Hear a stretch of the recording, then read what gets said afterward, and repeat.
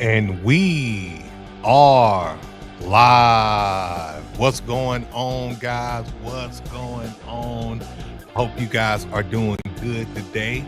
I want to personally welcome you to the Beast Pod. Yeah, that's right. We changed the name of the show from the Coach Beast Show to the Beast Pod. And of course, nothing has changed. This is where we talk all things youth football strategies, tactics, and most importantly, this is where you get your questions answered as a youth football coach. And for those who don't know, I am your host, Coach Beast. Man, how y'all doing today? I hope y'all doing well. Hope y'all doing well.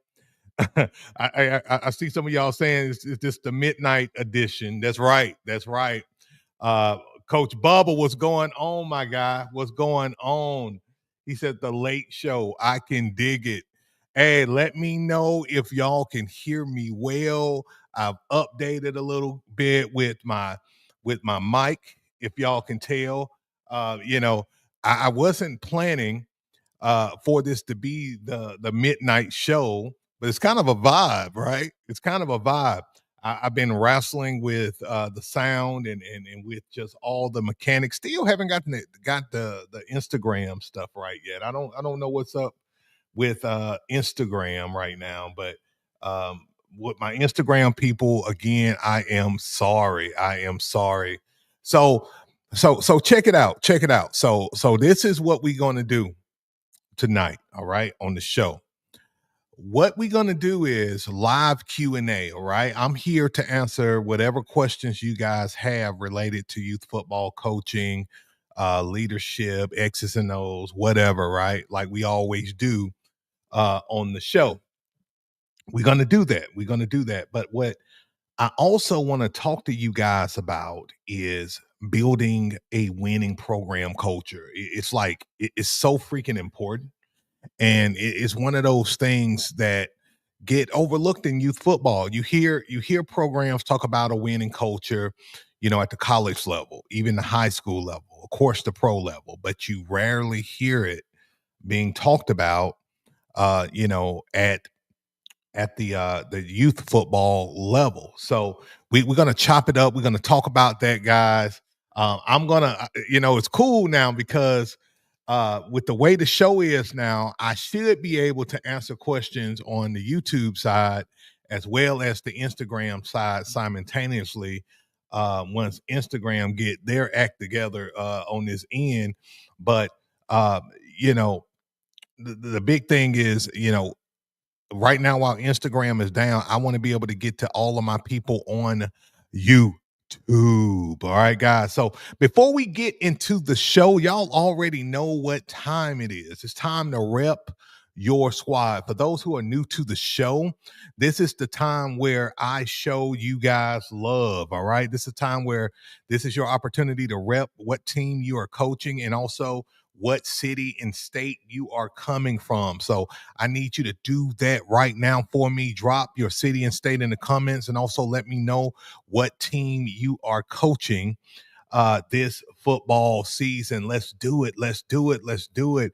Rep your squad. And, I understand that, this is like a late night, midnight edition, and a lot of guys are already asleep, and a lot of guys uh, you know, don't know the show is on and all of that. We like a lot of spontaneity on the show, right? We like spontaneity a little bit.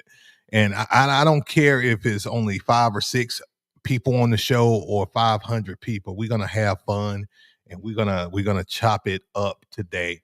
We got Coach Bubba in the house, my guy, big guy that's a part of the Beast bloodline. He's representing the Surges Bucks. Hope I said that right. The Surges Bucks.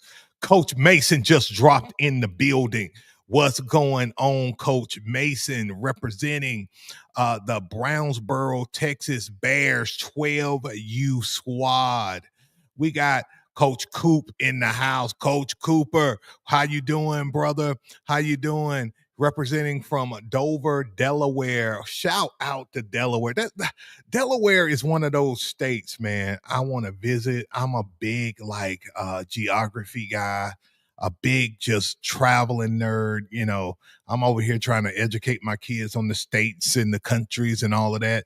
And Delaware has always been one of those states that I want to visit. So shout out to you, Coach. And he is coaching Kent County Dog Pound 7U Squad. Let's go. Let's go. Let's go.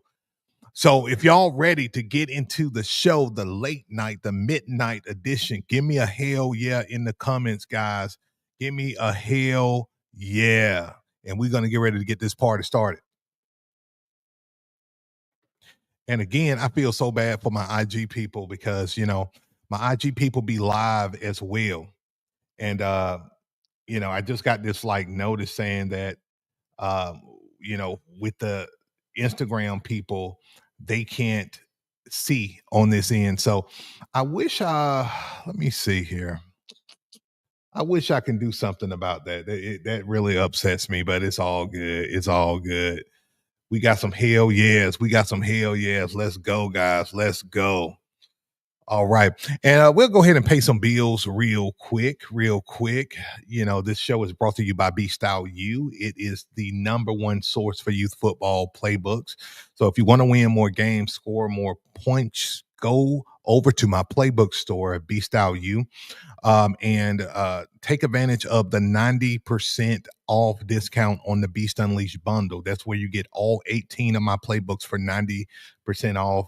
Guys, I had to do it. I had to help you guys out, man. I had to help you guys out. So I dropped every single one of my playbooks 90% off. You can get it under $100, literally 18 playbooks. And I put a lot of hours, blood, sweat, and tears in them playbooks. But at the end of the day, I want you to win more games, score more points, and be the standard in your league. Coach Allen, what's going on, brother? What's going on? Welcome to the show. Welcome to the pod, man. Hey, what do y'all think? What do y'all think about the new name? The Beast Pod. What do y'all think about this name? Because what's funny is, I wasn't gonna go with the Beast Pod originally, but on the show, every time we do the show, somebody say, hey, let's change the name to the Beast Pod, to the Beast Pod, to the Beast Pod. And I'm like, man, I gotta go with the Beast Pod. We was thinking something around like the War Room, which we got the War Room inner circle community popping. That's my elite mentorship program that's about to start really soon. Once I qualify, everybody, if you're interested, and let me put that out there.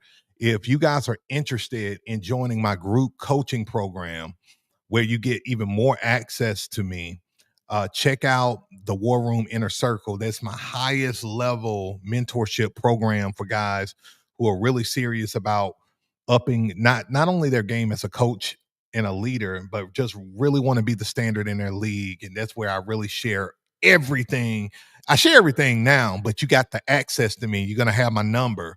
You're going to have access to talk to me, bounce stuff off of me anytime and all of that good stuff. So if y'all interested, you can apply for the War Room Inner Circle. And then Coach Cooper says, I purchased the bundle and it's definitely worth it, guys. Man, I appreciate that, brother. I appreciate it, man. I take a lot of pride, guys, in setting you guys up for success. And I just want you to win. I always share the story, and we're getting into the topic for tonight.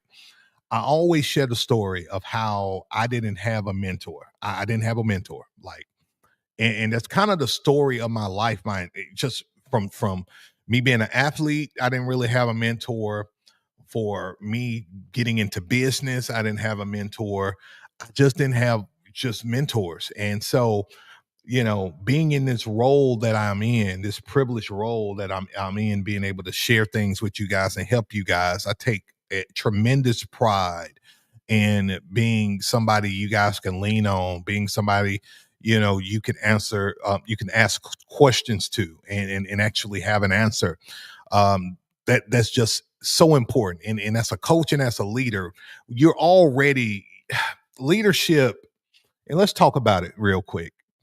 Leadership is one of those jobs where it's not about being liked all the time. Leadership is about doing the right thing for the betterment of the people that you're leading, the program that you're leading, the organization that you're leading. So, being a leader where you respect others is important, but sometimes you have to be the bad guy. And when you are the bad guy, I hate to say it, sometimes you find yourself in a lonely spot, right? And leadership, there's levels to it, right? If, for example, you're a youth football coach and you're trying to start a new football program or take over a struggling program, you're basically a pioneer. You're trying to change the culture, right, of the program. And sometimes, most of the time, you end up running into a lot of adversity with those who are part of the old guard, right? How many of you guys have, coached a program, or you may be doing it this year, right? Where you're taking over a program that got a completely different culture, you're establishing your coaching philosophy and people just don't like you. Whether it's the parents, right? Whether it's the parents, whether it's the administration, whether it's the board, they just don't like you.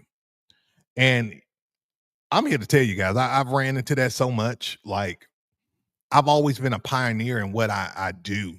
And so when you are a pioneer, hey, I'm gonna tell you this. If you run the beast offense, let's put it like this. Let's make it plain. Even if you run the beast offense, you're gonna run into a lot of turbulence because you're gonna run it like if you are, let's put it like this. If you are an assistant coach, you may be the OC and you want to implement the beast offense, you may run into a head coach that's like, no, to hell with that. And you have to fight in politics to even run one play out of the beast. If you're the head coach, you're going to find yourself, you're going to have assistant coaches questioning, hey, what is this? Is this a real formation? Is, does this work? So people going to complain until you run it, and then they're going to see you winning. Then they're going to shut up, and then guess what's going to happen? They still going to complain. I always tell the story of my championship team back in 2019, 2020, I believe. 2019, because 2020 we had COVID. We won the championship, right? We were undefeated. We was blowing teams out, guys, running the beast offense, right? I mean, literally, I tell you guys this all the time. I say we averaged over 35 points a game. We actually averaged like 42 points a game, kid you not. I just say 35 points a game to y'all because I want you, look, if I say 42 points a game per game to y'all may not even believe Coach Beast. You know what I'm saying? You you may not believe me, but facts, like most of our games were forfeited in the third quarter because we was beating teams so bad. So we was beating teams' tail, right? And then guess what began to happen as we began to beat teams' tails? I'll get parents coming to practice say, hey, coach, man, your games are so boring, man. Can we run something else? Like, y'all putting up, 20, it's 28-0 at the end of the first quarter, beginning of the second quarter. Like, can y'all run something else? And I'm looking at them like, what in the world? But that's what happens. And this is one part of being a phenomenal leader and a phenomenal coach, right? Is that you have to know how to cut out the noise, okay? Because guess what? You're going to get critics if you're winning. You're going to get critics, if you're losing. It doesn't matter. You're going to get critics. You're going to get people criticizing you. Everybody got an answer or a solution or a preference, for how you should run things. And the fact of the matter is, the truth of the matter is that if you was to lose games, guess what? It'll be all on you, right? It'll be all on you. So win in convincing fashion. They're going to complain anyway. You might as well, because you are a leader, you might as well get ready because people are going to shoot arrows at you because you're at the top. Y'all feel me? Y'all feel me on that? That makes sense? Let me see here. And another thing, guys, do me a solid. Do me a solid real quick, and it just hit me. Do me a solid. Go ahead and hit that like button. Hit that like button. We got 11 people right now in the pod.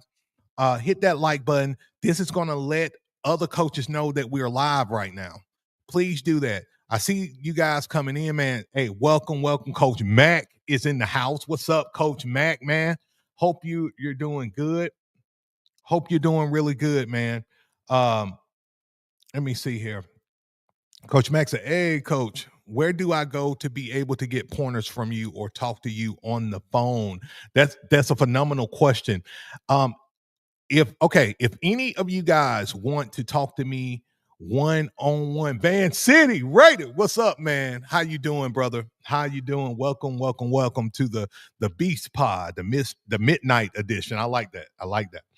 Um, okay, so if you guys want to talk to me, I have made one-on-one coaching available.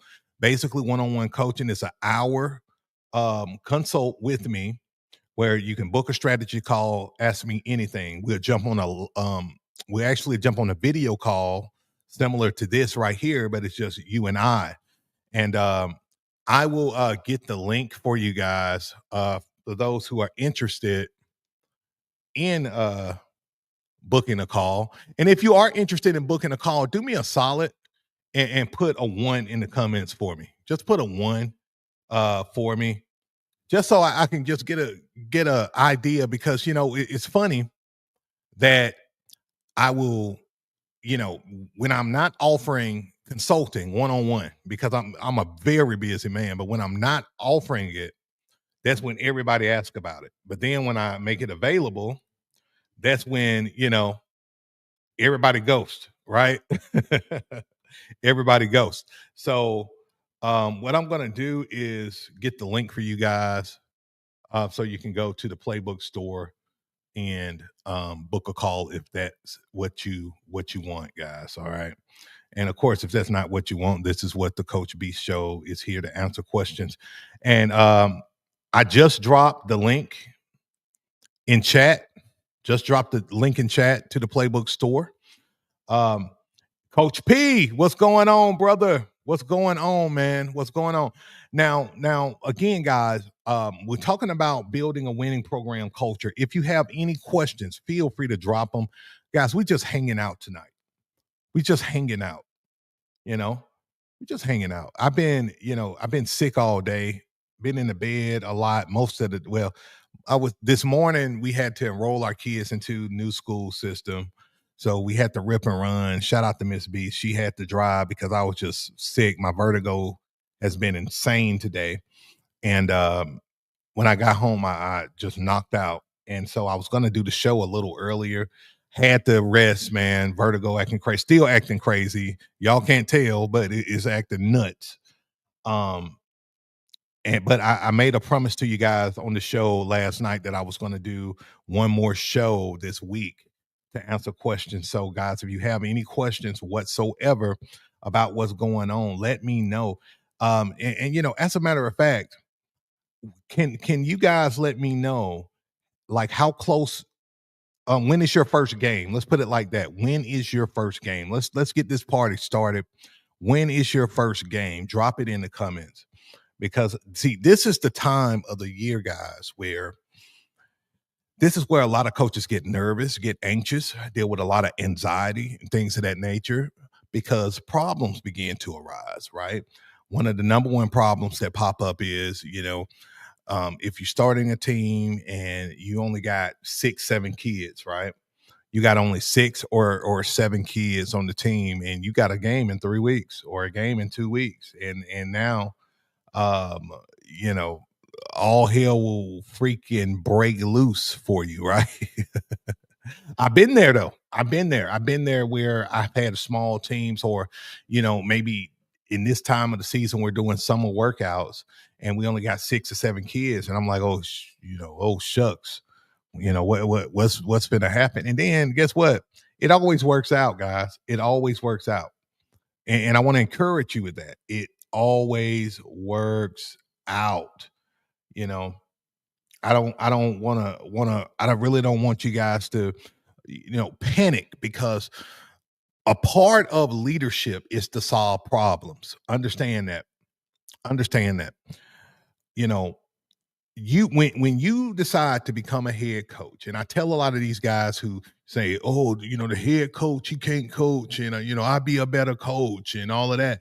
And understand this: if you are trying to become a head football coach, it is 90%, and I'm looking at the camera on this. It's 90% leadership, 10% football. You're going to be really busy putting out fires, a lot of fires, guys. Okay. So understand that if you're just trying to coach to call plays, focus on being an offensive coordinator or defensive coordinator. Okay. That's going to be your best bet if you just want to focus on X's and O's, play execution. But if you want to focus on the totality of building the program and building the culture, you have to have tough excuse me, and you have to be a professional problem solver. Y'all got me? You got to be a professional problem solver. All right. Let me pause here real quick. Let me see.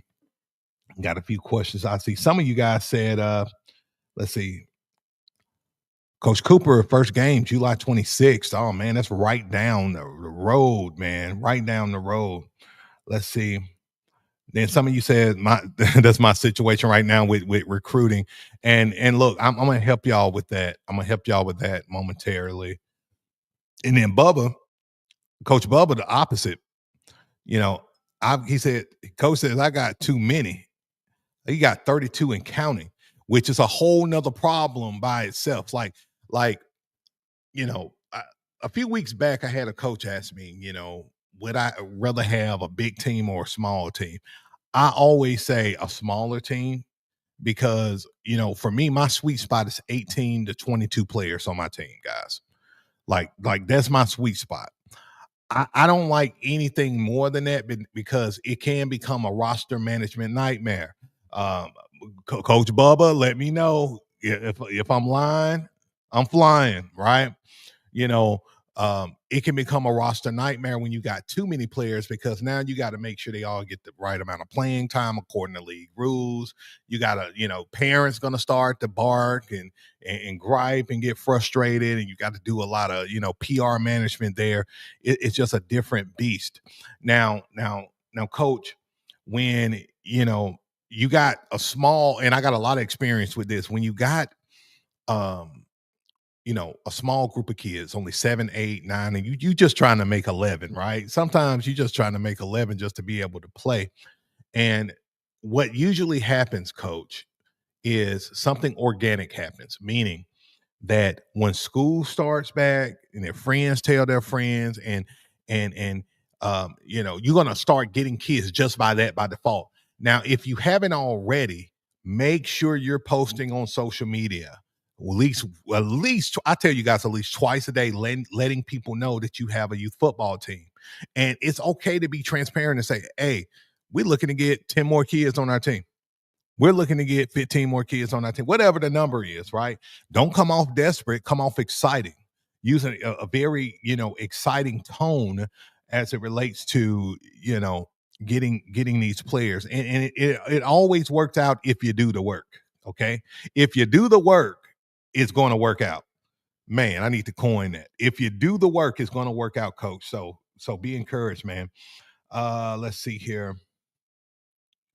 Coach P says we start August 16th versus one of the top teams. Loving the first game, Smoke. Let's go, man. Let's go. Yeah, man. So you're in total preparation mode for that. Yeah, usually our games in our league start I want to say the last week of August. The last week of August is usually our thing. Let me go back up. I missed a question here. Van City Raider says, how do you run a 6v6 defense? Ooh, that I'm gonna be honest with you, coach. Like I never did 6v6. And as a matter of fact, I never did it, but I can definitely help you kind of come up with your concept and scheme. If you email me, coach, email me at beastoutyou@gmail.com. and let me see what I can do to help. Beastoutyou@gmail.com. I'm gonna drop it in the comments, and there we go, right there. And let me see what I can do to help you on that, because Coach Beast sharing some of his business. For a lot of you guys, you you already know I'm not coaching youth football this year. I haven't coached youth football in a few years because I've been doing this full time, helping you guys. And this has been the hardest year for me, guys, not to coach. Um, just the hardest, just because we moved to a new town here in Alabama, and we're right down the street from an amazing high school. And I've been itching the coach, but I can't do it because I'm helping you guys, and I absolutely love what I'm doing. And something special is blossoming with Beast Nation, and I would be an idiot to slow down and let that detour me from helping you guys. So it's just not the time for that right now. Let me see. Coach P says he have 21 players, which is great. I love that number. Coach Mason says I had 18 last year. Now I'm at 37. Woo wee. Woo wee. Hey, I'm intrigued to know. I'm intrigued to know, Coach Mason, and you too, Coach Bubba. Like, how do y'all typically manage your big rosters? You know, I know whenever I have big rosters. Now, I won't lie, I'm really good at roster management. I'm really proficient at roster management. That's something that I've always been good at, probably because of my business background and my administration background. Um, when you're doing roster management, and let's talk about this. I want to help you guys and add value as it relates to this roster issue. One of the best things you can do as a coach is when you have these big rosters, you already know who your top players are, right? Your starters and things of that nature. You have to create these windows of substitutions, right? Windows of substitutions. I see it done greatly, like in soccer. I got two daughters who played soccer, and I seen how their soccer coaches just rotated in the non-starters at a certain time, regardless of what was going on. They rotated those players in, and sometimes that's the best thing to do. And you want to be able to rotate those players in non-critical moments of the game, right? Non-critical moments of the game, maybe the beginning of the second quarter, the end of the first quarter, beginning of the second quarter, right? Then you may have another pocket where you can put them kids in maybe the middle of the second quarter or going into halftime, depending on the score.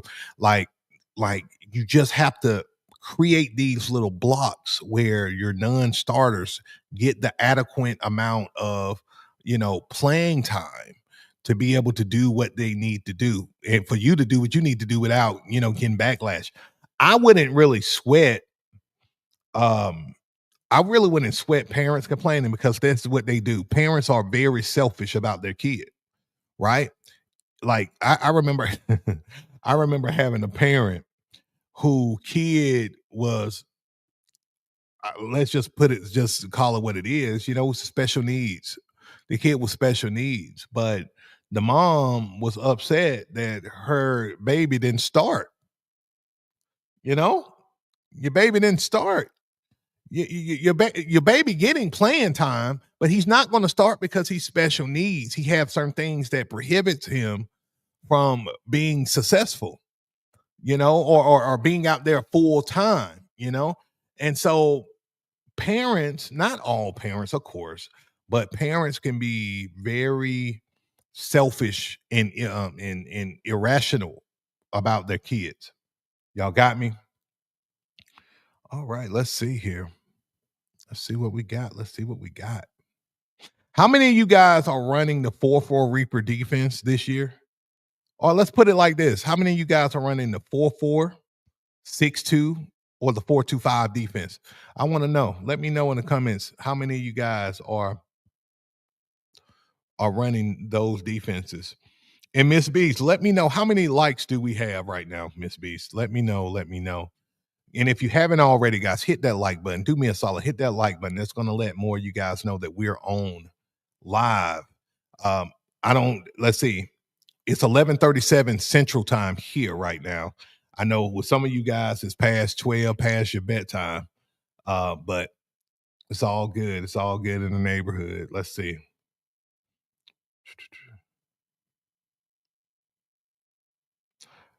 Hey, Coach Cooper got something that's gold, guys. Absolutely gold. And y'all need to follow this, right? Utilize ChatGPT to translate your thoughts into a polished recruitment post. Yes, yes, yes, guys. Man, we did a whole show um on how to use AI to really do whatever you need to do. And actually, um, I'm actually, I may do a show tomorrow. I don't know. I may do a show tomorrow, just breaking down AI again because guys, a lot of you guys, all you need is a personal assistant, somebody to help you write these letters, grant letters, fundraising letters. You don't have to be a marketing guru. You don't have to be Coach Beast. I do this for a year, for a career. Excuse me. I do content creation for a year. Um, I build digital businesses. I've done it for almost a decade now. But you don't have to be me to do this stuff, especially with the innovation of AI. And so I definitely want to do a tutorial with you guys on that for sure. For sure. Great point, Coach Cooper.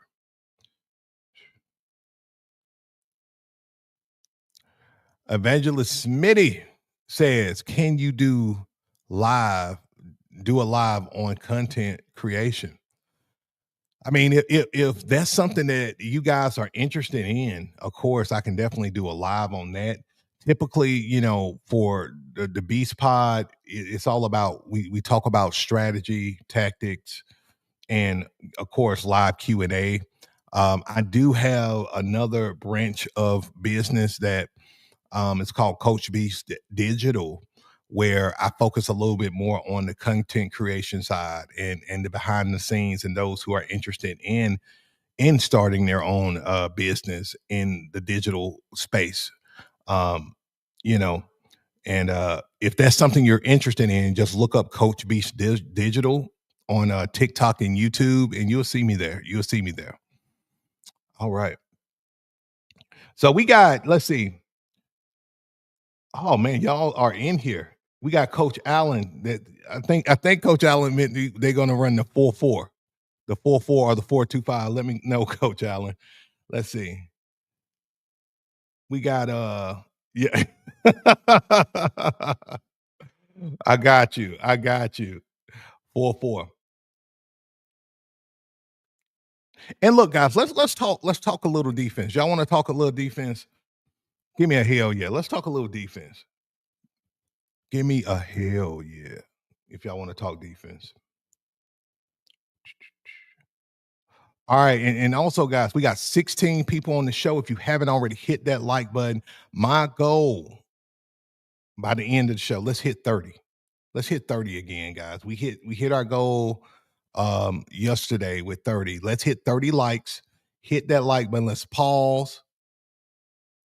Let's pause. Let's hit that like button right now. Let's get it in. Let's get it in.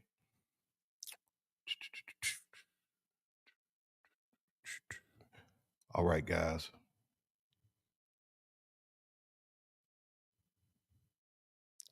Let's talk a little defense, guys. And again, guys, y'all bear with me on stretch. Stretch said, "Damn, coach, what I missed." Hey, you didn't miss much yet, man. We're about to get into it now. We're about to get into the nitty gritty now. Yeah, y'all bear with me, guys, on the new setup here. So I got completely new system. I'm not working from my laptop anymore. I got one of these Apple Minis, which is desktop, and it's the whole system is different. Even though I got an iPhone, the flow here is way more robust, but I'm still getting used to it. So y'all, please forgive me. Please forgive me.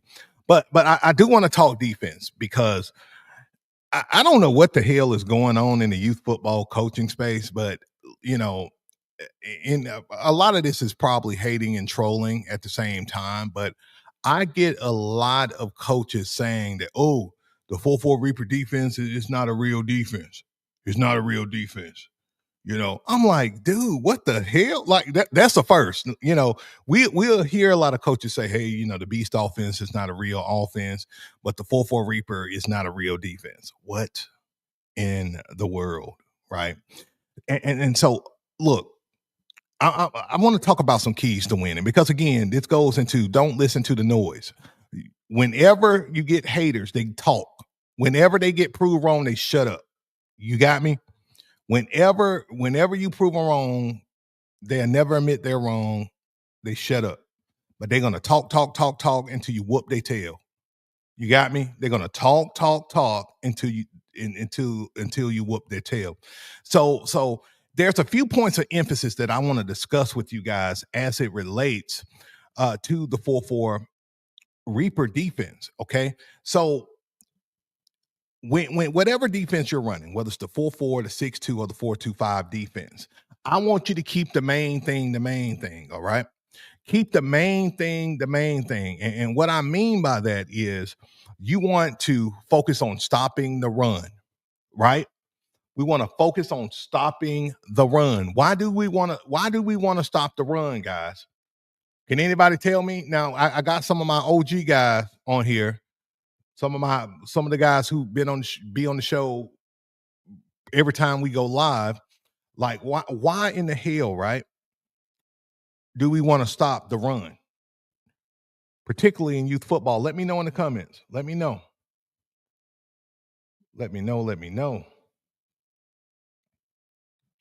Because there's a method to our madness. I had a coach, and I made a video about it today, a short. I had a coach that, well, how do you practice to stop the beast offense? Well, how do you practice to stop non-beast, teams? The same way. Like it don't change for us, right?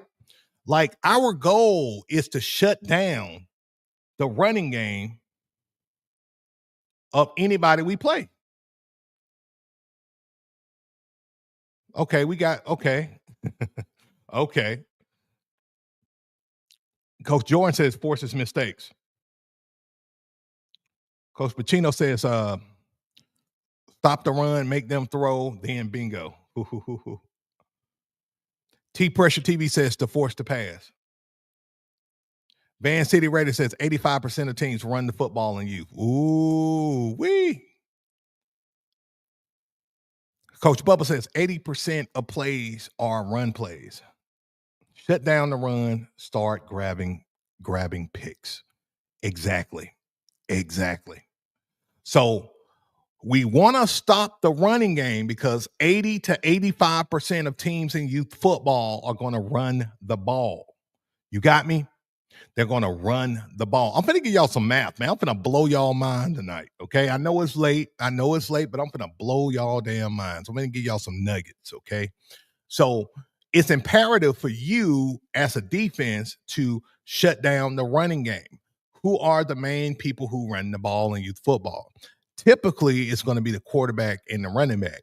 Now, the quarterback is the head of the snake on any offense, okay? I don't care if you're running the beast, traditional single wing, shotgun. The quarterback's going to get the ball every play, him in the center. So it's imperative for you to shut down that quarterback. So this is how we stop the run. We target the quarterback, okay? And we got key players and we'll get into that in a minute if anybody got questions as it relates to that. But I'm giving you a high kind of a bird's point of view with these things, okay? It's that we want to shut down this quarterback. Let me see. There we go. We want to shut down this quarterback and we want to shut down that running back, okay? Because if you shut down these two guys, this is what I call the head and neck of the team, right? If you Even if you rattle this quarterback, right?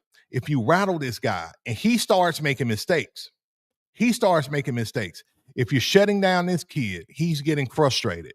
You're taking his soul. Okay, you're taking his soul away.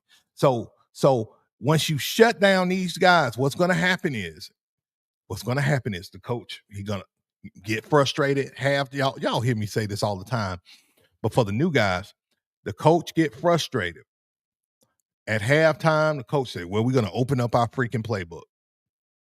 And the coach said, "Don't worry, little Johnny. I know you've been taking some hard hits. I know you've been getting sacked. Don't get frustrated. We're gonna start passing the ball." Right? Then as soon as the third quarter come around, they're gonna pass the ball either that first series of downs, usually the first play, or you get ready to see a pass within the first, I would say, 4 to 8 plays. Okay. Usually that's the first 2 series of downs. You're gonna see a pass play. Get ready for it. When they when they start the passing plays, this is your opportunity to get interceptions, turnovers like crazy. And that's where you guys was talking about forcing the pass, right? Forcing the pass. Force mistakes. And this is what it's about, guys. Because guess what? In youth, and it's a fun fact, 60% of scores in youth football happen by turnovers. Did y'all hear me? 60% of scoring in youth football comes from turnovers. So let's think about this for a minute. Would it not make sense to be dedicated to stop the run if youth football teams run the ball 80-85% of the time? You shut that down, and now you're forcing them to do something they're not comfortable doing, which is passing the ball. Would it not make sense to be dedicated to that, right? So this is why we do what we do. We play smart football over here, guys. We play sound football. We're not trying to beat ourselves, right? We're not trying to freaking beat ourselves. So what I typically do is, we mix up our blitzes. We mix up our pressures. This is how we attack the quarterback and the running back, is that we mix up our pressures. We'll do a Bama blitz, right? Which is just a B gap blitz with your middle linebackers. Okay. Now we'll have our guys, our outside linebackers. We love to blitz that edge and control that edge. We don't play, passive containment defense. We play aggressive. We play aggressive for a reason. We play aggressive because we want to set the tone. We don't want them to get comfortable, running their plays and developing their plays, because this is a part of the mental game. We want to take shots at the trenches all day. Y'all got me. And we mix up our pressures by doing, the Bama blitz in our base, right? And then we'll start doing stunts and twists. When they think, especially on the edge, when the tight end and the tackle, they think, okay, well, they finna do the same thing. And we mix it up. That slight delay, that slight alter step changes up everything, guys. And now, what you think happens when we start doing stunts and twists? Somebody's going to get in there unblocked. And guess what? We still doing our Bama blitz with the twist. We're doing double penetration. No, that didn't sound right for a midnight edition of the show, but y'all get my gist. We're doing double penetration. We're putting pressure on that offensive line to perform consistently at a high level. They may win some downs, but they are not going to win the trenches from us. They're going to win the battle. Let's put it like this: they're going to win some battles, maybe, but they're not going to win the war against us, because we're going to mix up our pressures. We may go from a Bama blitz to one of my personal favorites, Alabama blitz, where we shoot double A gap blitz. Okay. I know some of you guys are in a league where you can't do that. Stick with Bama blitz. You got me, or blitz one of your guys in that A gap. The pressure, you gotta send consistent pressure. It's similar to like having a pipe, right? like having a pipe outside and it bursts because it's, it may be too cold or something like that and it bursts because of the pressure or whatever.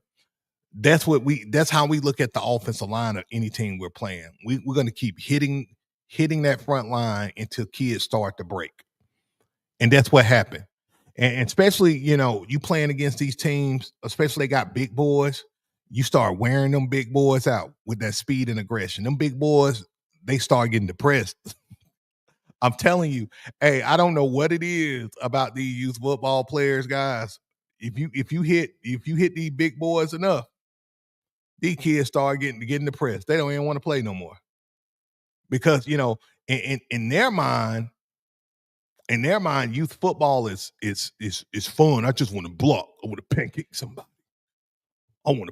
somebody.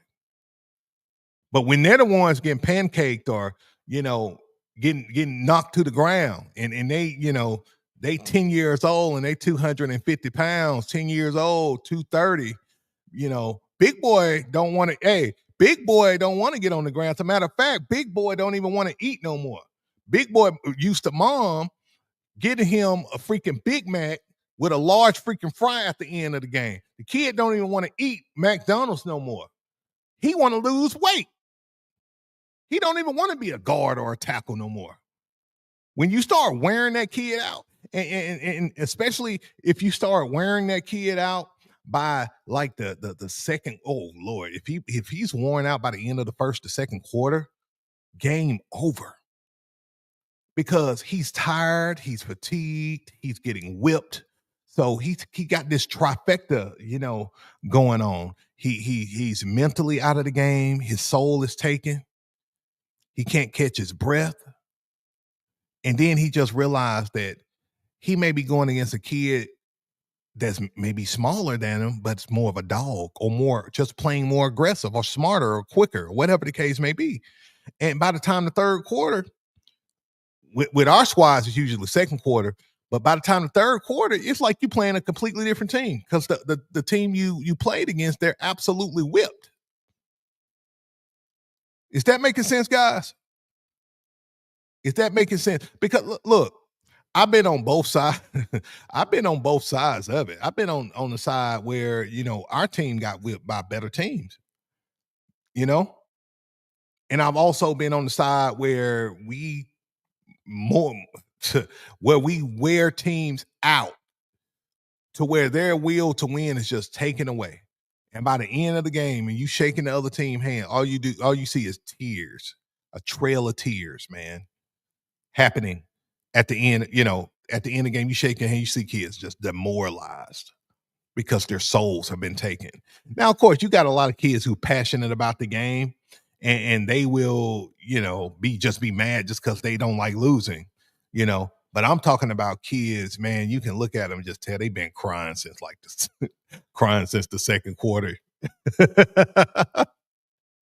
Hey, how many of you guys have seen kids like at the end of the game shaking their hand, and you could tell they've been crying like half of the game, the majority of the game, and all you can do is feel bad because if you got a little humility as a coach, you're like, man, dog, we beat the brakes off this 12U squad. These kids not even in junior high yet,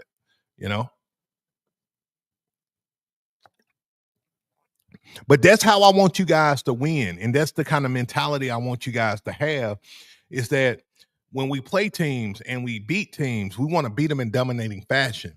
And I'm not trying to, I never wanted to beat a team because of an ego trip, right? Oh, I'm the best coach in the world. My team, we the national champions of blah, blah, blah, blah, blah. We're the national champions of the elite youth football league that nobody even give a damn about. Nah. We want to dominate the game because we have prepared and we have put ourselves in a position to be the best of the best and to be the best versions of ourselves. And we want to reap the harvest of whooping a team's tail because of all the work and preparation we put in at practice, because you win games at practice. Y'all know how I feel about that. You win games at practice. Coach Jordan says it used to make me feel bad. But when my boys are all pumped up, I forget about that. Yeah. Yeah, 1000%, man. 1000%. Because football, man, it's more than just the physical game of it, right? Football is also it's a mental dynamic. It's an emotional dynamic. And when you can gain the momentum, and this is something we don't talk about on the youth level a lot. Football is a game of momentum. Y'all know what I mean? It's a game of momentum. So if you can secure the momentum in a game and don't give it back to the other team, you're taking their souls, man. Souls are freaking taken. Y'all got me on that? Souls are taken. And we're soul takers over here. And guess what? You don't have to be a dick about it. You don't have to be an asshole about it. You could take them kids' souls and then you can invite the team for pizza, man. I've done I've done it, man. We beat teams and I said, look, hey, y'all want to go to Pizza Hut with us? We're eating, you know, after the game. We do this as a tradition, as a program. We'd love for y'all to join us. Most of the teams, the parents ain't gonna. I don't think the parents gonna take the kids, whatever, But we show that sportsmanship because we're still coaches just trying to teach kids how to play the game the right way at the same time. Y'all know what I mean? All right, guys. Let me see if I got any questions. We're gonna take a break. We are 2 minutes from the OT, which is just that's my way of letting me know when I need to get up out of here because lately the show's been going for like 2 hours, 3 hours, which if the show is on the schedule and I don't have anything else to do after the show, I don't mind sitting here chopping it up with you at all. Let me see. Coach Wright says I tell my player to dominate physically and mentally. Absolutely. Absolutely. That's the way to do it. Van City Radio says, I will never apologize for my team's success. If they work hard in practice and then dominate on game day, they have earned that dub. Totally agree. Totally agree. Miss B says it's a great way to recruit other kids. Now I would, man, she that's so true. Look, I've had it where and I share this story all the time. We beat a team so bad. And this was my first year coaching youth football. We beat a team so bad. I'm not going to say the team because there's a coach that took over the program that's actually over that program now, and he's in Beast Nation. So I'm not going to call the team name, but we beat that team so bad. We played them twice that year, blew them out every time. No, they didn't score. No score at all. They didn't score at all. And the next year, as a matter of fact, I think it was around the All-Stars, which is usually in November for us. That coach came and said, hey, man, look, can you coach my son? Can you coach my son, man? I'm so impressed with your program and just how y'all play the game and just your sportsmanship, professionalism with how your program is ran. I would love for my son to learn from you. And I was, I was like, absolutely, man. Come on, and I was 20. I was 20 years old at that time, guys. This years ago. Right. And so when you and we don't think about this as coaches, when you beat teams with class and with pride, and now I'm not saying when you beat teams, you're like, having a come to Jesus moment with them or anything like giving them pamphlets, anything like that to your church. If you do that, cool. No, ain't gonna have a problem with it. But my point is, when you beat these teams, you're not being an asshole about it. You're beating them with class, right? You're beating them with class, dignity, and respect of the competition of the game, in respect to the game of football. That's one of the problems we have in football today. Nobody respects the integrity of the game anymore. Everybody's about self in this thing, and football is one of the most team-oriented sports that's out there. Coach Mar, man, what's going on? What's going on? Oh man. Hey, I didn't know y'all. Hey, I didn't know y'all be up this late. Like I didn't know all of you guys be up this late. I told Miss Beast, man. I gotta do it. I gotta do a show. I gotta do something. Coach Mar, my guy from Seaside, California. All right. So are there any questions that you guys have as it relates to the 4-4 Reaper defense? Some of you guys, I know you said you're going to be running the 4-4 Reaper. Do you have any questions as it relates to the 4-4 Reaper? Because I mean, I can talk about it all day, but at the same time, I want to make sure that you guys are set up for success. So let's do a quick review while you guys may be typing. Quick review here is, you know, when you're running the 4-4 Reaper defense, the 6-2 Savage defense, or the 4-2-5 Ring of Fire defense, we don't change our objective. Okay. We just want to make sure that our alignment, our assignments, and our aggression and execution are on point. Okay, that's the key. Alignment, assignment, execution, and our aggression, okay, are on point. We may run the 4-2-5 defense because we want to play every area of the field, especially if you're playing against a true spread team that actually utilizes the entire field and don't run a lot of plays inside the box. I love the 4-4 defense because it's balanced as hell. It's versatile, right? Most of the balanced teams you play against, you can counter them with the 4-4 Reaper defense. Okay. And when I say balance, I'm talking about you got a 6-man line, you got 2 guards, 2 tackles, a center, and a tight end. Okay. 4-4 defense, Reaper defense is great for this because now we can take advantage of mismatches, weak players, gap integrity. We can really do a lot of damage with this 8-man box. And then, you may find out, oh man, the team we playing against, they can't block for for crap, right? Let's just go into the 6-2 defense. They can't block for crap. They can't throw for crap. Let's just pin our ears back and take it to them. And that's how you do it. That's how you have fun in doing it. Coach Bubba want to know, are my tackles head up on the guards?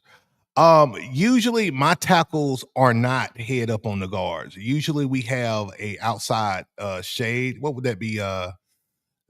Just about a 3 technique. I believe it is. I think it's a 3 tech. Yeah, 3 tech. So usually we shade it to the outside shoulder of the guard with our tackles. I kind of like my players playing in the gaps a little bit.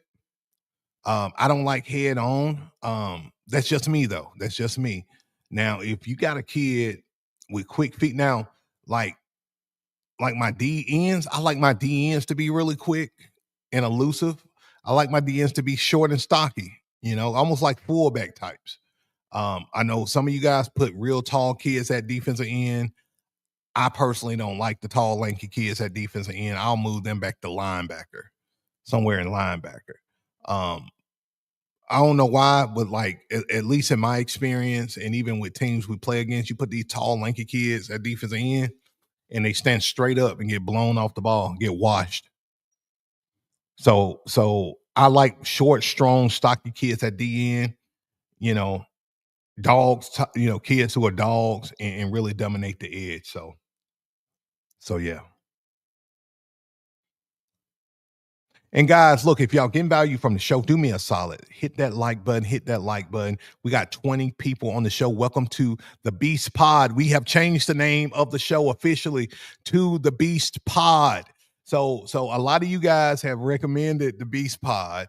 And like I said, I was leaning towards something else. But hey, when Beast Nation speak, I gotta listen. Y'all love the Beast Pod. So the Coach Beast show is no longer. We are now the Beast Pod. and I like it. It got swagger to it. I like the swagger to it. All right, let's see.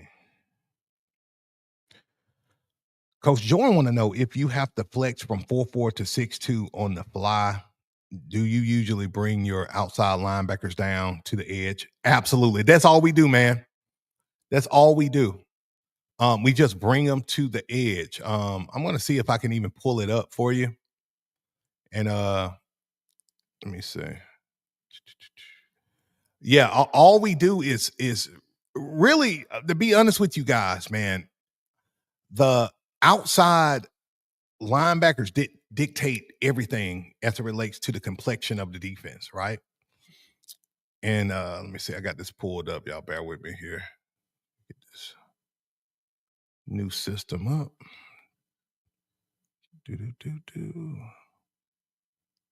But yeah, guys, like literally, okay, can y'all see that?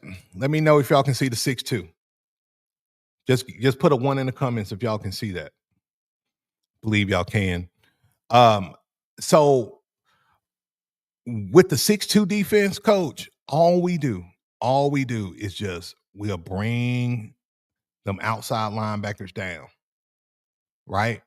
And so in essence, you have two nose guys, right? Then you got your defensive tackles right here. And in essence, in the 6-2, the positions change, right? The outside linebackers who were in the 4-4 Reaper, they're basically now defensive ends in the 6-2. Okay. And so again, we're very aggressive with the 6-2. And we're really trying to dominate the edge and shut down the run game. Like, especially if we know the team is a very one-dimensional team and that team doesn't pass the ball a lot, even though we do have, looks to combat that. Like, we still got the 6-2 cloud, similar to the 4-4 cloud, which, have our guys playing the hooks and curls, especially against these tight ends. Because look, you're going to run into these youth football coaches and they're going to have bravado and all of this BS. And they're going to say, huh, you can line up in that 6-2. We're going to get you with a tight end pop pass. Yeah, pop pass, play fast, my ass. We're going to get 5 turnovers. We're going to get 5 turnovers, okay? So just know when you're running either the 4-4 Reaper defense, man, or the 6-2 Savage, or, pop passes, teams like to run these pop passes and they like to run it, down the seams. You know what I'm saying? And so, y'all don't take my humor serious, man. Yeah, stuff just come in my head and I just say it, y'all. I thought about Shannon Sharp right there. But yeah, guys, and this is the thing too when you're running any of my concepts, guys. If you notice, we're not one dimensional. We are doing multiple looks. We got cover 3 looks. We got QB spies, spy coverages against these dual threat guys. You know what I'm saying? We got 6-2 Sky here. Y'all see this? We got 6-2 Sky where we can play every area of the goddamn field in the 6-2. So when you hear people say, well, I wouldn't run no 6-2 defense, it's because your vision is not big enough, right? I wouldn't run the 4-4. It's not a real defense. Yeah, because you don't have the balls to run it. You don't have the confidence to run it. Because if you run it the way I teach it, you're able to play dynamic youth football. But you just have to keep your kids grounded and keep them focused on the main thing, right? Which is attacking the running game, shutting down the quarterback and running back. Y'all got me, cutting off the head of the snake and wearing out the offensive line. And you're going to have a good day. You're going to have a great day on defense. Y'all got me. Let me see. Coach Wright, how you doing, brother? How are you doing tonight? Welcome to the Beast Pod, man. Welcome. How many of you guys planning to run the 6-2 today? I mean, this year. Who's running the 6-2? I know a few people say they are running it. How many people are running the 6-2D this year or flexing it?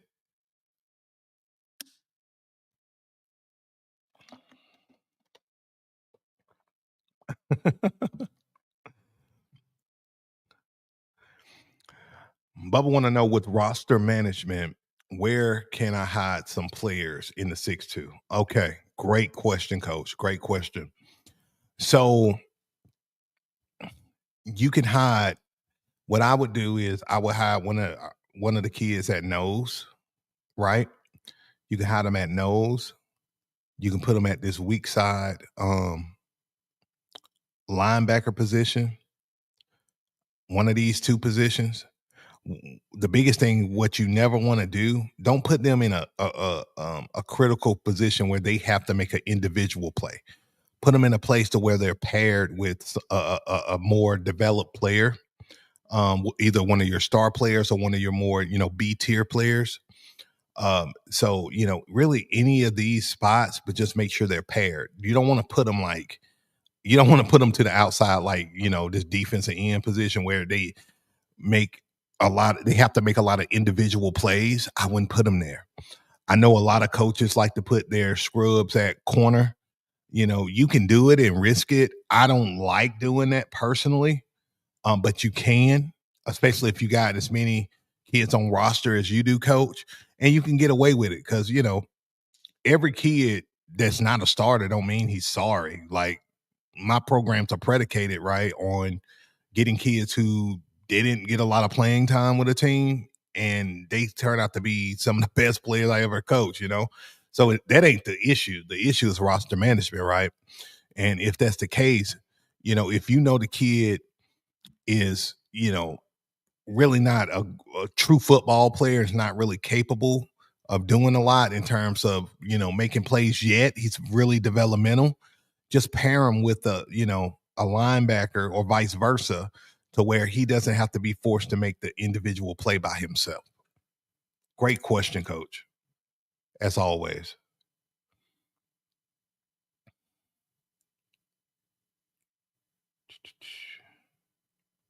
Yeah, Coach Marv. Okay. Coach Marv flexing from the 4462 to 425. That's what I recommend most of you guys to do. Even if you don't do it this year, do it in time. Because I ran the 4-4 Reaper defense from day one. From day one, back in 2007. All right. I ran the 4-4 Reaper. And then in time, as my league began to change, we embraced the 6-2 and then the 4-2-5. We ran, it's other defenses we ran too, guys. We ran the 4-6 defense. We ran I think it was 5-4 defense. There's other defenses that I've ran, guys, and we flex things into. You know what I'm saying?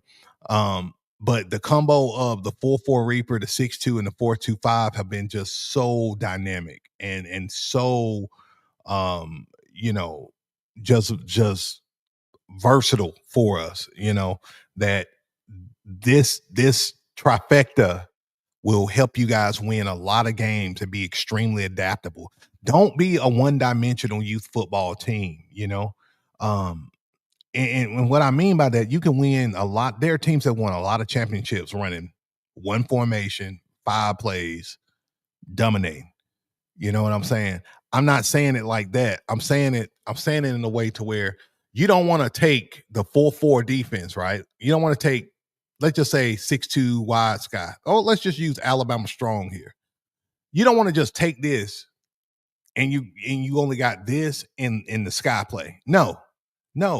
You can stay in the 6-2 and win a championship just running the 6-2 if you want, But if you got the talent and, as your players develop, you're going to develop too as a coach. You're going to learn what works and don't work in your league. And now you can just run multiples and flex. It's just you being a multiples coach, okay? Just being adaptable and versatile. Because, with some of you guys, like I said, I ran the 4-4 Reaper the first 5-6 years of me coaching exclusively the 4-4 Reaper. And we just added different concepts and strategies and packages. And that's how we do it. Miss Beats, where are we on likes? Let me know, Miss Beats. All right, guys.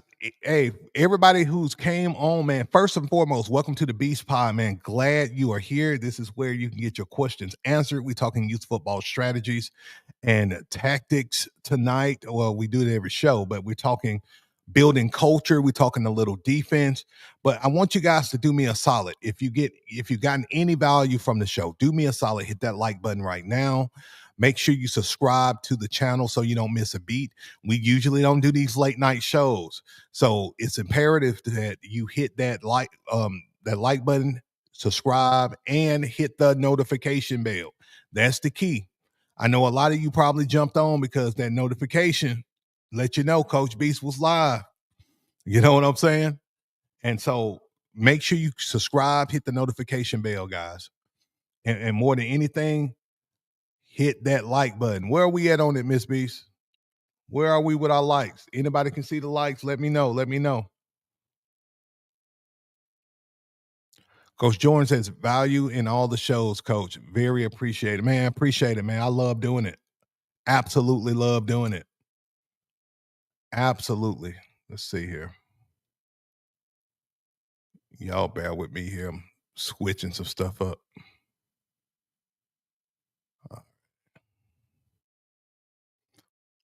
Good stuff. Good stuff. Let me ask you guys this. Let me ask you guys this on a scale of 1 to 10. 10 being the greatest, 1 being the worst.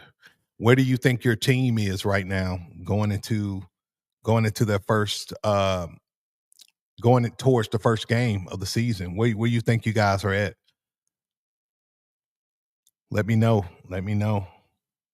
Very curious to know. Because I'm telling you, I know like this time of the year you start getting kids and you see potential.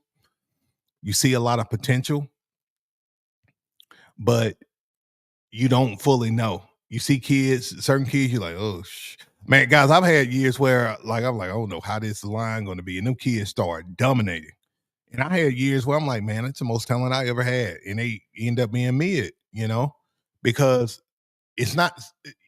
If y'all notice when I'm talking football with you guys, I'm not just talking about X's and O's, or I'm not just talking talent, excuse me. I'm not just talking talent, right? I very rarely talk about talent. You know why? Because most of the kids you're gonna get, it's easy to. I'm gonna put it like this: it's easy to get a super talented team, get them together, run a simple formation, and win every game. It is so easy to do that. I've done it, but to be a good and that don't make you a good coach because you got an uber talented team that's way more talented than everybody, right? And you're running amok because you're way talented. What makes you a good coach, in my opinion, is your ability to develop your kids over time.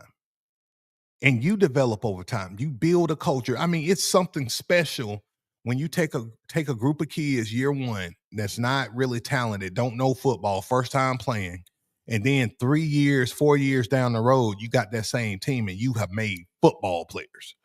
It's something special about that, opposed to just getting an uber talented team together, winning a championship, and you dismantle at the end of the year.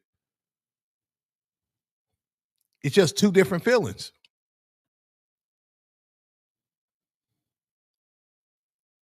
Coach Jordan says practice for us starts Tuesday and game one is Labor Day weekend. Woo-wee.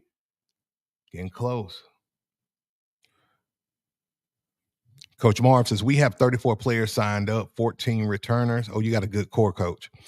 Getting excited to get the season started. Yeah, man, I'm excited for you guys. Coach Wright says, I won't meet my team until the 20th. Got you, Coach. Got you. Awesome, awesome. So do y'all do like a draft in your league, Coach? Let me know. Let me know.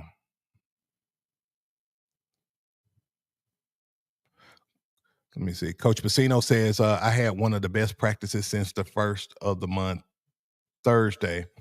We're about, let me see, we're at about a 6 and counting. Got you. Got you.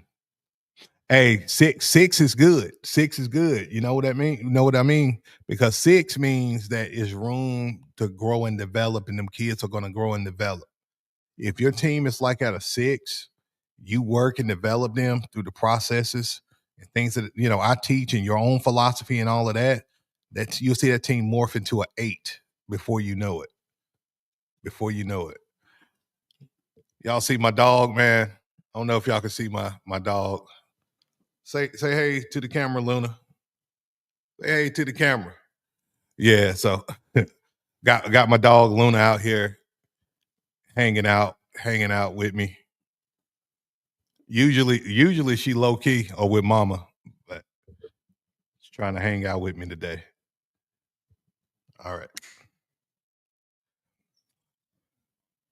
All right, but let's see here. Miss B says awesome. I can smell football season coming in. It is. It's coming in hard. And let's see.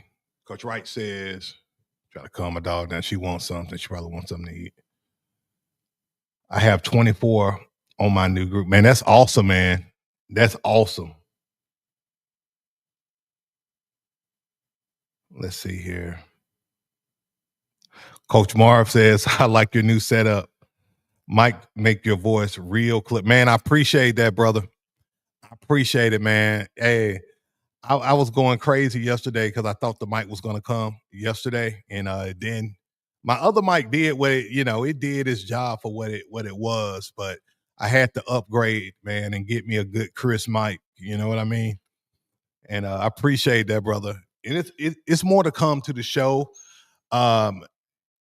Kind of my vision for the Beast Pod is, I want to give a kind of a war room vibe, like we come together as coaches and we strategize on what's going to help you guys be successful relative to the problems and the situations you're in, right? And so I want to make this show for us as youth football coaches. There's not a real legit show, and this is the real legit show. We are the standard, and I take pride in that. You know what I'm saying? Like, people crap on youth football coaches because they feel like we're not real coaches and all of that because we don't have a teaching cert and don't coach at high school level, whatever. I want to have a show exclusively for youth football coaches, and helping coaches. And I think we're well on our way. We're growing like wildfire.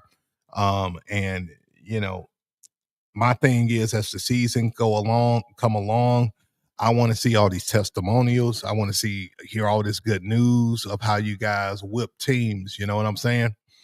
That's my thing.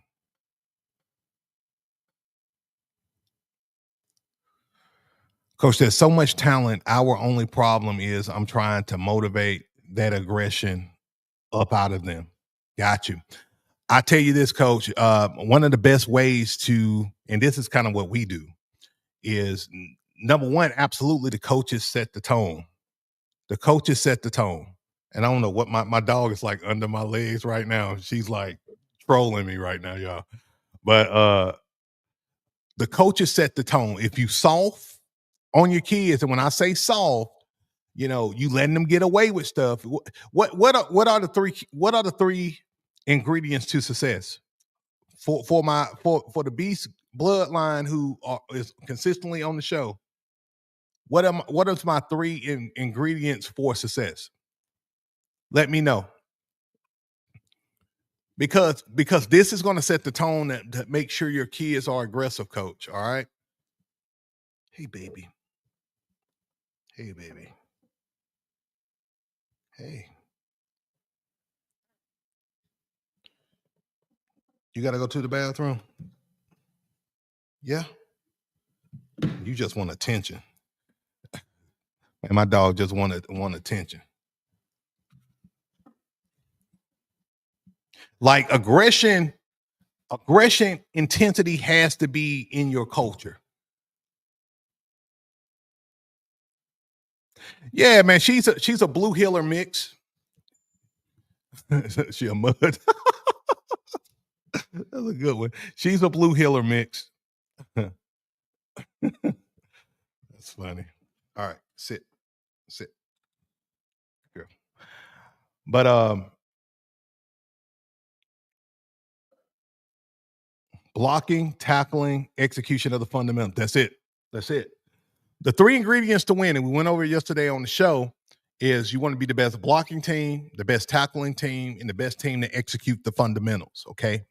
What that means, though, it's one thing to say it, it's another thing to rep it at practice, right?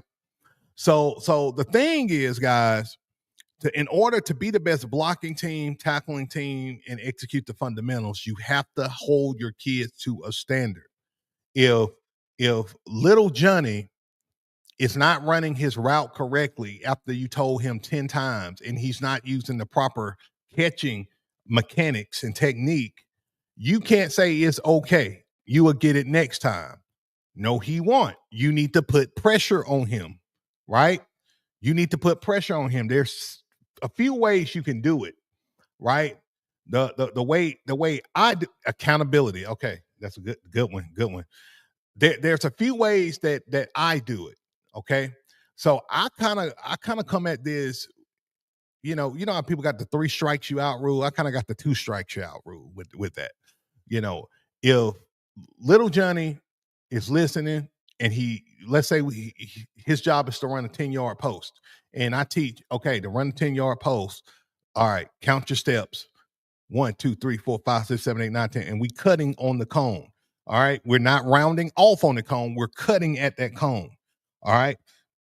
I'm a very hands-on coach. So I will rep that with the kids, showing them right what we're doing. If little Johnny keeps circling around that cone with a smile on his face, and he's trying to catch the ball, we call it alligator hands with us. He's trying to catch it like this, and he's not using proper technique to catch the ball. Like, that's a problem. That's a problem, right? So if you get it wrong the first time, okay, we're gonna go back. We're gonna teach critique and have him repeat, right? He get it wrong the second time, we're gonna teach critique and have him repeat, right?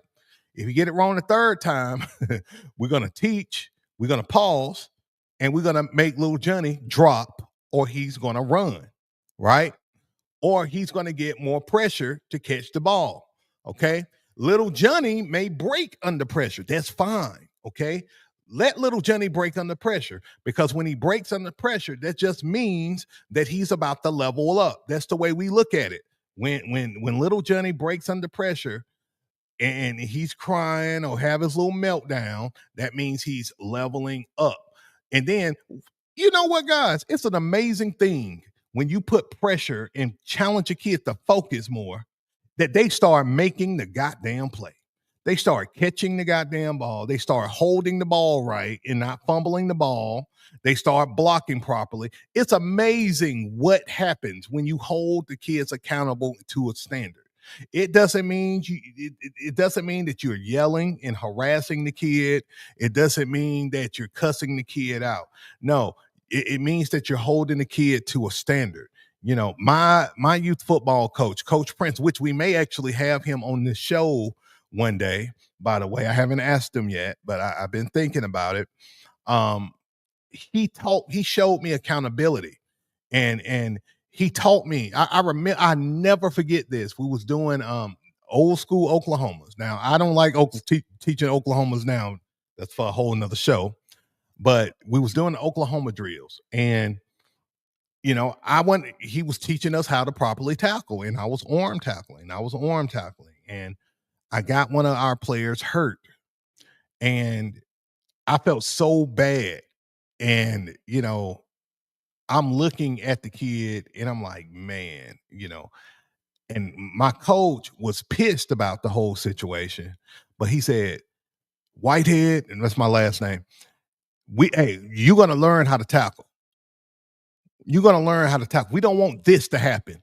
You're going to learn to get back down there. So I'm like, man, I'm a 9-year-old. I'm crying. I'm shaking up. I'm traumatized a little bit. You know what I'm saying? Because, of what just happened. I'm absolutely traumatized. And guess what happens? The next play, I get up and I make a big hit, and everybody is fired up. Everybody is fired up at practice. You know what that taught me? That taught me that pressure bursts pipes. And guess what? Coach holding me to a standard made me a better football player. It didn't wussify me. He was trying to teach me how to make the proper tackle, try to make the proper play. And that's what happened. That's what happened. So don't be afraid to hold your kids to the fight. That's how you build an intensity with your kids. You know, Coach Prince, shout out to him. He the one who taught me that. Then me going to the Air Force basic training, it taught me that you can simulate environments. You can simulate environments with pressure, and then you let off in time. You know, that's what we do when we start our practices. We start with a lot of adversity, a lot of pressure on the kids because we're creating a culture that's built on playing with a sense of urgency. You got me? A culture that's built on a sense of urgency. And we know that our kids are not going to get the drills right and the thing, techniques right the first, 2-3 weeks of practice. We know it. We know it. Our job is to build the culture, the winning culture, an intense culture. So when they're in a game and they're playing in a game and it's a close game and it's pressure and they feel it don't face them because they dealt with that level of pressure at practice. That's why I tell you guys, you win games at practice. You got me? You win games at practice. So if you're practicing soft, you're going to get soft results. If you practice unorganized, you're going to get unorganized results on game day. Coach Bubba made a great point in stations. Yes, we function with stations. We kind of do circuit. We do circuits with our guys. We start our practices, of course, with our stretching and all of that, get the kids loose. Then we go into our box drill. Before we go into our box drill, we split the teams into two groups, team one, team two. And whoever, whatever group you're in at the beginning of practice, that's who you're with the entire practice in terms of our competition drills, we call them, our one-on-ones, our two-on-ones, two-on-twos, things of that nature to create the competition.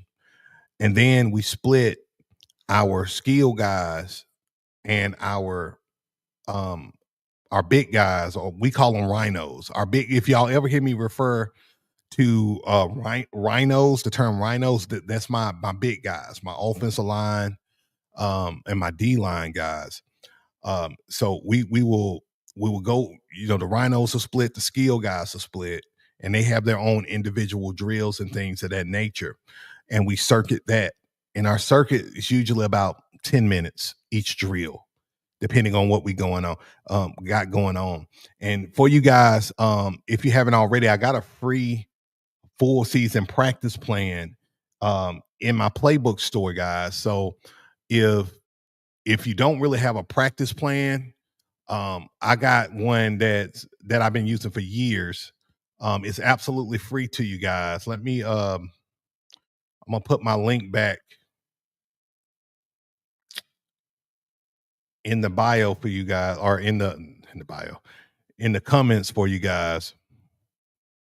There you go. There you go. So you can just go to the playbook store and get it. When you go to the playbook store, you can just scroll down. You see the coaching options, you see the playbooks, but then at the very bottom, you see my full season practice plan and also my free offensive blocking drill book. You can get both of them absolutely free. All right, guys, coming on down.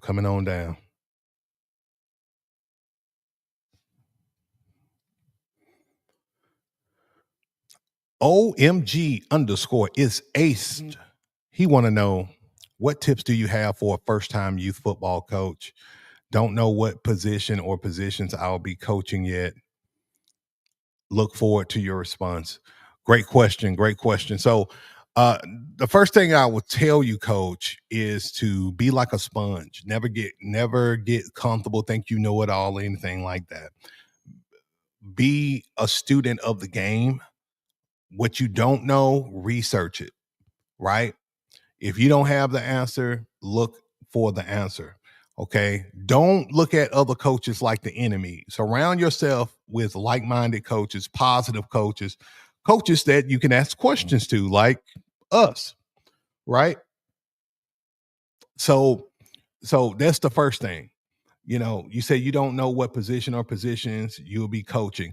Now it's the time for you to kind of, fill out what you want to coach. If you got that freedom to coach, if you want to be a O line coach, a running backs coach, quarterback coach, wide receivers coach, linebackers coach, whatever. This is the time to really research that. Coach Bubba says, "Don't be a Judas." I love it. I love it. I love it. What he mean by that is don't be a crook. Don't disrespect your head coach. If you don't agree with his coaching philosophy or his leadership style, what that means is there's a lack of alignment between you and your coach. And eventually one or two things are going to happen. You're either going to stick with it, humble yourself and follow him, or if you don't and you keep getting frustrated on his leadership style, you're going to start losing respect from him. You're going to start losing respect. And now he's going to lose respect for you. And now it's tension. Okay. And when it's tension, nothing, it's deadlock.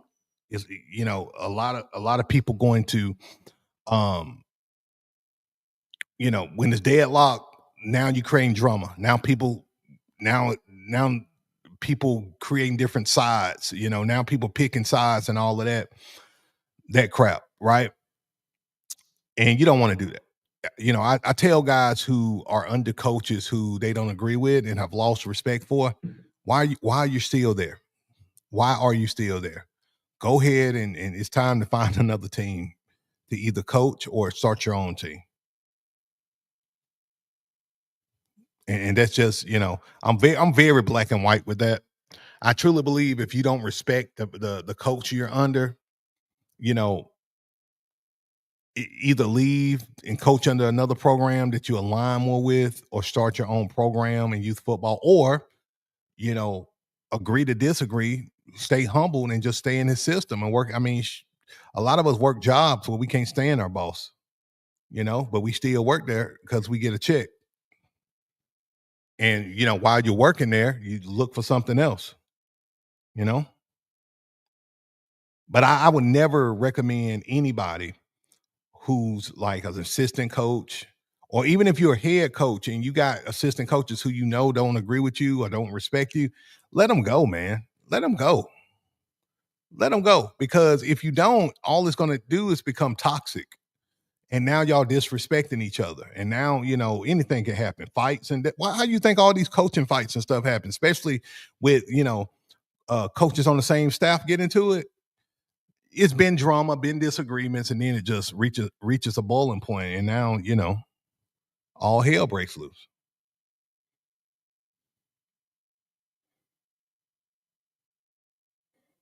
Big Al, I want to know what's the best defensive formation to stop the Beast offense. Well, the best defensive formation to stop the Beast offense is the formation that can stop the Beast offense, right? No, no, no. What I say to you, coach, is this is a common question I get. If I was going against a team that was running the Beast offense, I'm running the 6-2 defense. I'm running the 6-2 defense. I'm trying to occupy the gaps on the first level.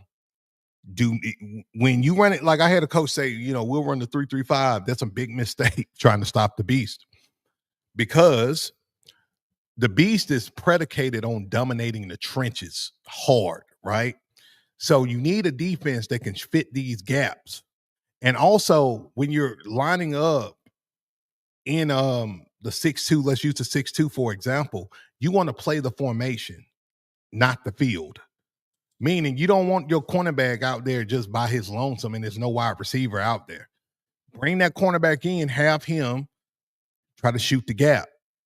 Like, it's so important, or secure the edge more so. That's the key. You wanna shoot these gaps, occupy the gaps, create clutter, force the ball carrier to retreat from his blockers, his primary his lead blockers, which are his beast backs, and have him running what I call on an island, where he leaves his beast backs and he's by his lonesome. Now you can get him. Now you can get him. But the hardest part to stop a true team that runs the beast, that focus on blocking, being the best blocking team in the league, man, you're going to be in for it. You better make sure you got a very aggressive defensive line, or just defense period, that can play 4 quarters, because the beast offense, I've just made a video about the Python effect. The beast is designed to squeeze a defense, squeeze the life out of a defense over the course of a game. Right, coach? So, like, you can slow down the beast. You can stop the beast if you play aggressive, do everything I just told you, play them gaps, occupy them gaps. You got to be consistent. Your team got to play with heart. And because you're going to be in for a dog fight if you play against a beast team, a legit good beast team that can block. Even if it's an average blocking team, you're going to be in for it. Okay, but your only chance to ride this wave is like a tsunami wave. You got to be consistent, man. You got to be, your team, your boys got to be consistent, and you got to put your kids in a position to be successful with shooting them gaps. Because by the time, if those blockers in the beast offense are getting to the second level and they're blocking at the second level, is a wrap. They're gonna be eating up yards, 5 to 8 yards a carry, and they probably gonna break. I'm gonna just be honest. They're probably gonna score on your ass, just to be honest with you. If they're getting consistently to the second level, it's just a matter of time before they break a 40, 50, 60 yard touchdown on you, So that's the big thing.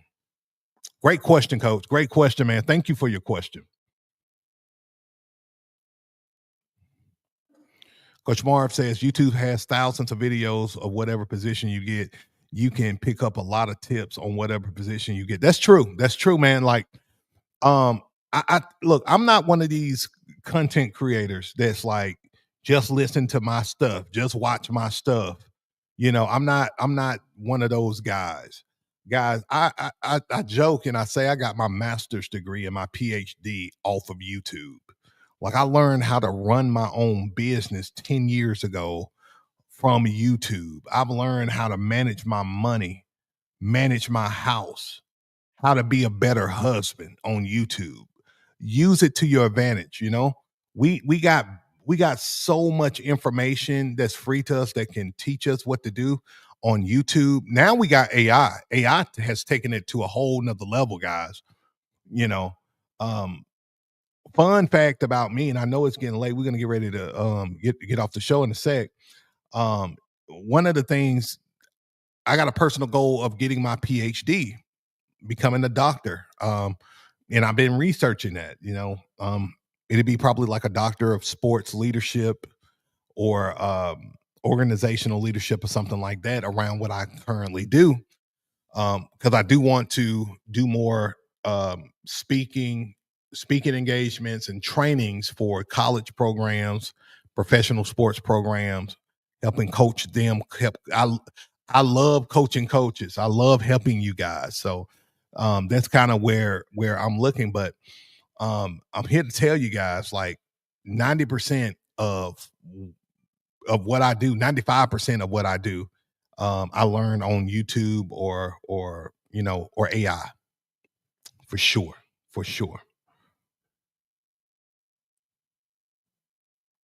Man, my pleasure, coach. My pleasure, man. I love it. Absolutely love it. So, guys, we're gonna shift gears. We're gonna get ready to end the show. But a few things I do want to kind of talk about. Just landing the plane on the show. Number one, I'm trying to do a show twice a week. Our normal time is every Wednesday, 7 p.m. Central Standard Time.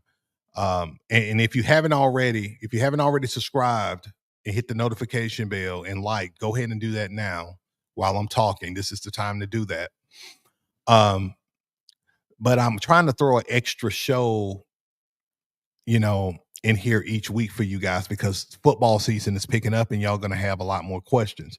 But you also have the option, guys, of booking one-on-one calls with me now. If you want more intensive help from me. All right, Coach Wright, man. Hey, thanks for being on the show, bro. Thanks for being on the show. I'll see you again soon. Um, so I'm doing the one-on-one bookings. It's a perfect time to do it for me because I know that's not going to always be available. All my playbooks 90% off in the playbook store. So if you still questioning what you're gonna run, get the bundle. I'm gonna tell you right, get the bundle. It's gonna save you a lot of time and headache. Got over 650 plus plays in there, and it got formations you'll be able to use your entire coaching career. And then, guys, I have my group coaching, first ever group coaching program, the War Room Inner Circle. The Inner Circle you can apply for. I'm actually going to be looking over all the applications and reaching out to those who apply and are approved. So this is the time if you've been thinking about getting group coaching from me and really joining my brotherhood, my mastermind, literally the cream of the crop, those who are going to have direct access to me, have my cell phone number, can text me anytime, all of that good stuff. You want to apply to the War Room Inner Circle. That's where all of that stuff happens, guys. All right. All right. All right, guys, with that being said, that's it for the show tonight, man. I hope y'all got value, man. If you did, again, hit that like button. You just don't know how helpful that is to helping me reach more like-minded coaches like you. Guys, we're all about Beast Nation and the Beast bloodline, right? The Beast bloodline. We're all about respect, support, and brotherhood over here. We're all things positivity. We will joke. We'll have a good time. But at the end of the day, it's all about love, respect, and support. All right, guys. So, all right, Coach Bubba, man, have a good one, man. I'll see you next time, brother. See you next time. So, with that being said, thank you guys for everybody who hit the like button. Thank you, thank you, thank you. Appreciate you for chilling with me tonight on the Beast Pod. Get ready. I'll see y'all again next Wednesday, 7 p.m. Central Standard Time. All right, Coach Marv, I'll see you, brother. You have a good one, man. Hope y'all enjoyed the show. Till next time, win more games, score more points, and Beast out. Peace.